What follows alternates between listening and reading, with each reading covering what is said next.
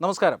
ഈ കഴിഞ്ഞ ദിവസം, അതായത് ഫെബ്രുവരി 28 ഏതാണ്ട് രാവിലെയോടുകൂടിയാണ് ഇറാനിൽ ആദ്യ ആക്രമണം ഇസ്രായേൽ സൈന്യം നടത്തുന്നത്. ഇസ്രായേലിൻ്റെ യുദ്ധവിമാനങ്ങളിൽ നിന്ന് വിക്ഷേപിച്ച മിസൈലുകളാണ് ടെഹ്റാൻ്റെ തന്ത്രപ്രധാനമായ പല മേഖലകളിലും പതിച്ചത് എന്ന വാർത്ത നമ്മൾ കണ്ടു. തൊട്ടു പിന്നാലെ അമേരിക്ക ഈ ആക്രമണത്തിന് പിന്തുണ നൽകിക്കൊണ്ട് പ്രസ്താവന ഇറക്കി.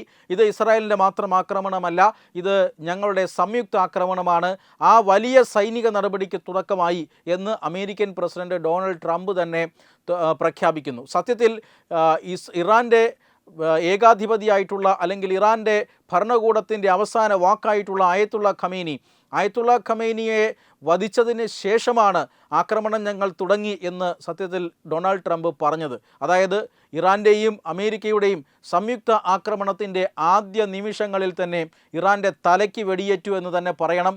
അതായത് എന്നത്തെയും പോലെ സാധാരണ രീതിയിൽ ഓഫീസ് കൃത്യങ്ങളിൽ, ഓഫീസുമായി ബന്ധപ്പെട്ട ജോലികളിലൊക്കെ മുഴുകിയിരുന്ന ആയത്തുള്ള ഖമേനിയെ വധിക്കുകയായിരുന്നു. ഇസ്രായേലിൻ്റെ മിസൈൽ ആക്രമണത്തിൽ അദ്ദേഹം കൊല്ലപ്പെടുകയായിരുന്നു. അദ്ദേഹം മാത്രമല്ല, അദ്ദേഹത്തിൻ്റെ ഒപ്പമുണ്ടായിരുന്ന ഇറാൻ്റെ ഏറ്റവും പ്രധാനപ്പെട്ട നേതാക്കന്മാരും പട്ടാള മേധാവി അടക്കമുള്ളവർ ഈ ആക്രമണത്തിൽ കൊല്ലപ്പെടുകയായിരുന്നു. പിന്നീടാണ് 200ഓളം യുദ്ധവിമാനങ്ങൾ ഇറാൻ്റെ വ്യോമ പ്രതിരോധ സംവിധാനങ്ങളെയൊക്കെ ആദ്യം തകർത്തതിന് ശേഷം 200ഓളം യുദ്ധവിമാനങ്ങൾ ടെഹ്റാന് മുന്നിലൂടെ വട്ടമിട്ട് പറക്കുന്നതും തന്ത്രപ്രധാനമായ കേന്ദ്രങ്ങളിലെല്ലാം വളരെ വലിയ രീതിയിലുള്ള ബോംബിംഗ് നടത്തുന്നതുമൊക്കെ പിന്നീട് നമ്മൾ പുറത്ത് കേട്ട വാർത്തകളാണ്. ഈ രീതിയിൽ ആദ്യഘട്ടത്തിൽ തന്നെ അല്ലെങ്കിൽ ആദ്യ സ്ട്രൈക്കിൽ തന്നെ ലക്ഷ്യം നേടുവാൻ, ഈ ഖമേനിയെ വധിക്കുക എന്ന ലക്ഷ്യം നേടുവാൻ ഇസ്രായേലിനും അതുപോലെ തന്നെ അമേരിക്കയ്ക്കും സാധിച്ചു. ഖമേനിയുടെ വധവിവരം പുറത്തു വന്നതിന് ശേഷം സമ്മിശ്ര പ്രതികരണമാണ് ലോകത്തിൻ്റെ പല ഭാഗങ്ങളിൽ നിന്നും ഉണ്ടായത്. അതായത് ചില രാജ്യങ്ങൾ അതിനെ ശക്തമായി അപലപിച്ചു. ഖമേനിയെ എന്തോ വലിയ ഒരു ആത്മീയ നേതാവായിട്ടൊക്കെയാണ് ഈ രാജ്യങ്ങൾ ഉയർത്തിക്കാട്ടിയത്. മറ്റു ചില രാജ്യങ്ങൾ അമേരിക്കയ്ക്കും ഇസ്രായേലിനും ഇറാനിലെ അടിച്ചമർത്തപ്പെട്ട ജനവിഭാഗങ്ങൾക്കുമെല്ലാം നീതി ലഭിച്ചു എന്ന ഒരു നിലപാടാണ് സ്വീകരിച്ചത്. ഇന്ത്യയെ പോലുള്ള രാജ്യങ്ങൾ പക്ഷം ചേരാതെ ഒരു ഭാഗത്ത് നിൽക്കുകയും മാത്രമല്ല ഈ സമാധാന ശ്രമങ്ങൾക്കുള്ള ചില നടപടികൾ തുടങ്ങുകയും ഒക്കെയാണ് ചെയ്തത്. പക്ഷേ ഇന്ത്യക്കകത്ത് ചില ഇടങ്ങളിൽ ഇറാൻ അനുകൂല പ്രക്ഷോഭങ്ങൾ നടന്നു. കേരളത്തിൻ്റെ പലയിടങ്ങളിലും ഇറാൻ അനുകൂല പ്രക്ഷോഭങ്ങൾ നടന്നിട്ടുണ്ട്. കഴിഞ്ഞ ദിവസം വൈകുന്നേരം CPIMൻ്റെ ആഭിമുഖ്യത്തിലാണ് അമേരിക്കയ്ക്കെതിരെ വലിയ പ്രതിഷേധങ്ങൾ നടന്നത്.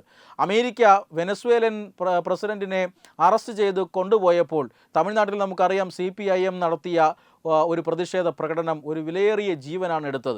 CPIMൻ്റെ ഒരു പ്രാദേശിക നേതാവ് ട്രംപിൻ്റെ കോലം കത്തിക്കുന്നതിനിടയിൽ ആ തീ അദ്ദേഹത്തിൻ്റെ സ്വന്തം ശരീരത്തിലേക്ക് പടരുകയും പിന്നീട് അദ്ദേഹം അതിദാരുണമായി ആശുപത്രിയിൽ വെച്ച് കൊല്ലപ്പെടുകയും ഒക്കെ ചെയ്തതാണ്. അതായത് ട്രംപിനെതിരെ കേരളത്തിലെ ഗ്രാമങ്ങളിലും നഗരങ്ങളിലുമെല്ലാം പ്രകടനം നടത്തിയാൽ ലോകശാന്തി കൈവരും എന്ന ഒരു ചിന്ത CPIMനെ വല്ലാതെ ബാധിച്ചിട്ടുണ്ട്. അതുകൊണ്ടാണ് CPIM ഇത്തരത്തിലുള്ള പ്രതിഷേധ പ്രകടനങ്ങളുമൊക്കെ നടത്തുന്നത്. പക്ഷേ കശ്മീരിലും വലിയ പ്രതിഷേധ പ്രകടനങ്ങൾ നടന്നു. അത് ഇവിടെ നടന്നതുപോലെയുള്ള ഇത്തരത്തിലുള്ള പ്രതിഷേധ പ്രകടനങ്ങളല്ല, മറിച്ച് കശ്മീരിലെ മതസംഘടനകൾ, അതായത് കശ്മീരിൽ ഇപ്പോഴും തലപൊക്കാൻ സാധിക്കുന്നില്ലെന്നേ ഉള്ളൂ, വിഘടനവാദ സംഘടനകളും അവശേഷിക്കുന്നുണ്ട്. ഇവർക്കൊക്കെ ഇത് തലപൊക്കാനും അതുപോലെ തന്നെ ഇവർക്കൊക്കെ പുറത്തു വന്ന് 4-5 പറയാനും കിട്ടുന്ന ഒരു അവസരമാണ് ഇത്തരത്തിലുള്ള അവസരങ്ങൾ. ആ അവസരങ്ങൾ പൂർണ്ണമായും വിനിയോഗിക്കാനാണ് കശ്മീരിലെ വിഘടനവാദ സംഘടനകളുടെ തീരുമാനം. മതസംഘടനകൾ എന്ന പേരിൽ കശ്മീരിലുള്ള തീവ്ര ഇസ്ലാമിസ്റ്റുകളാണ് ഇന്നലെ ഈ ആയത്തുള്ള ഖമേനിയുടെ മരണത്തിന് എതിരെ അല്ലെങ്കിൽ അദ്ദേഹത്തിൻ്റെ കൊലപാതകത്തിനെതിരെ പ്രതിഷേധിച്ചുകൊണ്ട് തെരുവിലിറങ്ങാൻ തീരുമാനിച്ചത്. വലിയ പ്രതിഷേധ പ്രകടനങ്ങൾക്കാണ് അവർ ആഹ്വാനം നൽകിയത്. എന്നാൽ സർക്കാരും സുരക്ഷാ സൈന്യവും ചേർന്ന് ഈ പ്രതിഷേധ പ്രകടനങ്ങളെ അടിച്ചമർത്തുകയാണ്. യാതൊരുവിധ അത്യാഹിതവും ഉണ്ടാകാൻ പാടില്ല. ഇൻ്റർനെറ്റ് അടക്കം അവിടെ നിരോധനം അല്ലെങ്കിൽ നിയന്ത്രണം വരുത്തിയിട്ടുണ്ട്. ആ രീതിയിൽ ഈ ജനക്കൂട്ടം അക്രമാസക്തമാകാതിരിക്കാനും കശ്മീരിലെ പൊതുജീവിതത്തെ ബാധിക്കാതിരിക്കാനുമുള്ള എല്ലാ നടപടികളും ഇപ്പോൾ കശ്മീർ സർക്കാരും അതുപോലെ തന്നെ സുരക്ഷാ സൈന്യവും കേന്ദ്ര ഏജൻസികളുമെല്ലാം സ്വീകരിച്ചു വരികയാണ്. ഖമേനിയെ അമേരിക്ക വകവരുത്തി കഴിഞ്ഞു. അത് ഇറാനും അമേരിക്കയും തമ്മിലുള്ള പ്രശ്നമാണ്, അല്ലെങ്കിൽ ഇറാനും ഇസ്രായേലും തമ്മിലുള്ള പക്ഷമാണ്.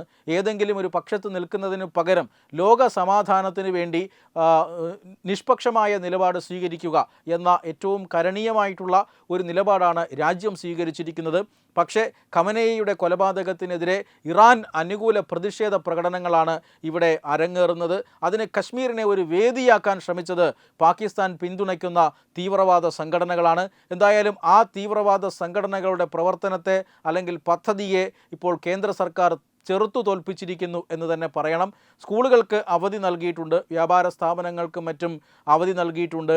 പൊതുജനങ്ങളോട് ഈ അക്രമ പ്രവർത്തനങ്ങളുമായി സഹകരിക്കരുത് എന്ന് പറഞ്ഞിട്ടുണ്ട്. കശ്മീർ ഏറെക്കുറെ കർഫ്യൂവിന് സമാനമായി ഇപ്പോൾ വിജനതയിലുമാണ്. എന്തായാലും ഖമനയുടെ വധത്തെ തുടർന്ന് യാതൊരുവിധ അത്യാഹിതങ്ങളും കശ്മീരിൽ പൊട്ടിപ്പുറപ്പെടാതിരിക്കാൻ നിതാന്ത ജാഗ്രത പുലർത്തുകയാണ് സർക്കാരും സുരക്ഷാ സൈന്യവും. വെബ് ഡെസ്ക് തത്തുമൈ news. Brought you by Kerala AIDS control society.